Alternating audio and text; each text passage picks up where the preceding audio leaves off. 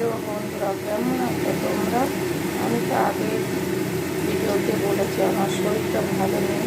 হঠাৎ করে ছেলে আবার খাসির মাংস এনেছে, কী করবো? দেখো মশলা, এটা তো রসুন, একটা ভাজা করে মাংসতে দেবো ছেলের জন্য।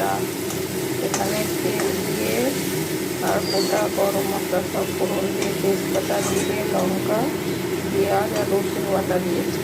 আগে মাংসটাকে সব দিয়ে মাখিয়ে রেখেছি।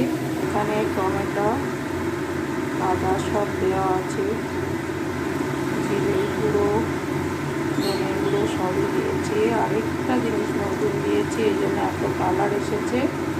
শুকনো লঙ্কা কটা গরম জলে একটু ফুটিয়ে নিয়ে সেটাকে নরম হয়ে গেছে, তো তারপরে এখানে পেস্ট করে দিয়েছি। আর ওই যে রসুন পেঁয়াজের সাথেও একটু দুটো কাঁচা লঙ্কা বাটা দিয়েছি। এবার এটা দিয়ে দেবো। বন্ধুরা ভালো হবে মনে হচ্ছে, জানি না, কিন্তু আমি বলো তো। এবার দেখি বন্ধুরা, ঢাকা দিয়ে রেখেছিলাম, দেখো তো কেমন হচ্ছে। ভালো হবে? তোমরা বললে বুঝবো ভালো হবে। এখনো কষা হয়নি, একটু বাকি আছে, তেল ছাড়তে দেখতে পাচ্ছ। দেখো